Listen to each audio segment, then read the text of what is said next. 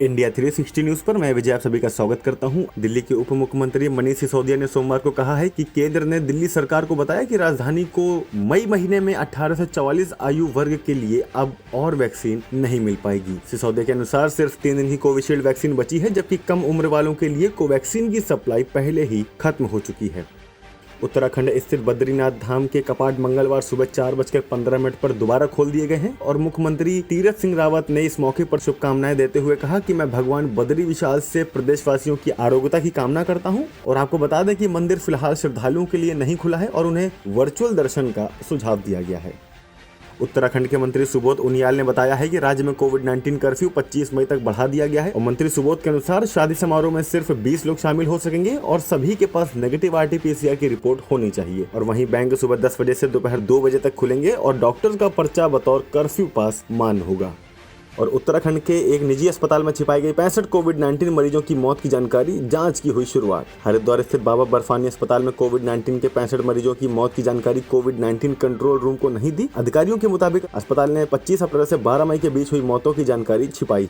राज्य के कैबिनेट मंत्री सुबोध उनियाल ने कहा है कि मामले की जाँच की जा रही है और जिम्मेदार लोगों के खिलाफ कार्रवाई की जाएगी। और कोविड-19 महामारी की दूसरी लहर के बीच नोएडा में ऑटो एम्बुलेंस सेवा लॉन्च की गई है और डीसीपी ट्रैफिक गणेश प्रसाद साहा ने बताया है कि ग्रामीण क्षेत्रों में लोगों की मदद के लिए 3 ऑटो एम्बुलेंस शुरू की गई हैं। उन्होंने कहा कि कभी कभी एम्बुलेंस की कमी हो जाती है, ऐसे में यह बिल्कुल मददगार होगी। और चक्रवात ताउते की तीव्रता बेहद गंभीर श्रेणी से घटकर गंभीर श्रेणी के होने के बीच ऊना का एक वीडियो सामने आया है, जिसमें रात के वक्त बारिश के साथ अत्यधिक तेज हवाएं चलती दिखी हैं। वहीं मुंबई में पेड़ उखड़कर सड़कों पर गिरने की तस्वीरें भी सामने आई हैं और इसी के साथ में ताउते से महाराष्ट्र में करीब 6 लोगों की मौत हुई है। और केंद्रीय स्वास्थ्य मंत्रालय के अनुसार देश में पिछले 24 घंटों के भीतर कोविड-19 से 4,329 मौतें हुई, जो अब तक का सर्वाधिक दैनिक आंकड़ा है। वहीं कोविड-19 के दैनिक मामले पिछले दिन 2,81,386 से घटकर 2,63,533 दर्ज हुए और एक दिन में करीब 4,22,436 मरीज रिकवर हुए हैं।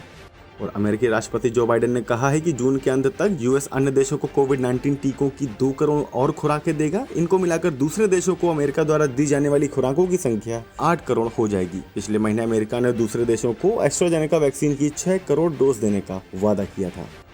और विश्व स्वास्थ्य संगठन WHO ने सोमवार को हरियाणा को 100 ऑक्सीजन कॉन्सेंट्रेटर्स अनुदान के रूप में दिए। गुरुग्राम में आयोजित कार्यक्रम में WHO के प्रतिनिधि डॉक्टर विशेष ने मुख्यमंत्री मनोहर लाल खट्टर को कॉन्सेंट्रेटर्स सौंपे हैं। इस मौके पर सीएम ने कहा कि महामारी के प्रकोप को कम करने के लिए राज्य WHO के दिशा निर्देशों के तहत काम कर रहा है। और इसी के साथ बॉल टेम्परिंग मामले में ऑस्ट्रेलिया क्रिकेटर कैमरन बैनक्रॉफ्ट के नए खुलासे के बाद इंग्लिश तेज गेंदबाज स्टुअर्ट ब्रॉड ने कहा है कि यह देखना दिलचस्प होगा अगर डेविड वार्नर ऑस्ट्रेलिया के लिए खेलना बंद करने के बाद एक किताब लिखते हैं। दरअसल 2018 के बॉल टेम्परिंग मामले में स्टीव स्मिथ, डेविड वार्नर और कैमरन बैनक्रॉफ्ट को बॉल टेम्परिंग का दोषी पाया गया था। दक्षिण अफ्रीका के पूर्व कप्तान फॉफ डुप्लेसी ने खुलासा किया है कि 2011 विश्व कप में न्यूजीलैंड के खिलाफ क्वार्टर फाइनल में AB डिविलियर्स को रन आउट करने को लेकर उन्हें और उनकी पत्नी को जान से मारने की धमकी मिली थी। उन्होंने कहा कि सोशल मीडिया पर बहुत ही व्यक्तिगत चीजें कही गई हैं और ये ऐसी आपत्तिजनक बातें हैं जिन्हें मैं नहीं दोहराना चाहता। और अभिनेत्री श्रुति हसन ने सोमवार को इंस्टाग्राम स्टोरीज में एक वीडियो पोस्ट कर चक्रवात ताउते के चलते मुंबई में हुई भारी बारिश और तूफान का अनुभव शेयर किया है। उन्होंने कहा कि लगातार तूफान आ रहा है और मेरी खिड़की उड़ सकती है। यह काफी डरावना है। भगवान का शुक्र है कि यह पिछले लॉकडाउन में नहीं हुआ जब मैं अकेली थी।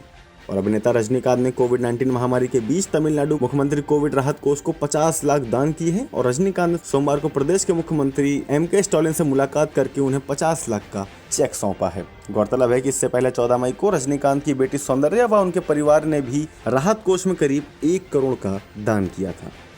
और इसी के साथ में मौसम की खबर, गुजरात और मुंबई में आए ताउते तूफान के चलते काफी भारी नुकसान हुआ है और भारत मौसम विज्ञान विभाग ने उत्तर प्रदेश के कुछ हिस्सों में हल्की से मध्यम तीव्रता की बारिश होने की आशंका जताई है। विभाग ने बताया है कि फिरोजाबाद, हाथरस, नरोरा, राया, इगलास, अलीगढ़, मथुरा, जहांगीराबाद, खुर्जा, पहासू, टूंडला, आगरा और जाजऊ में बारिश हो सकती है। और इसी के साथ में ही कानपुर समेत कई जिलों में आज सुबह से ही मौसम सुहावना बना हुआ है और बारिश भी जारी है। आगे की अपडेट के लिए देखते रहिए इंडिया 360 न्यूज, खबर दिन भर की।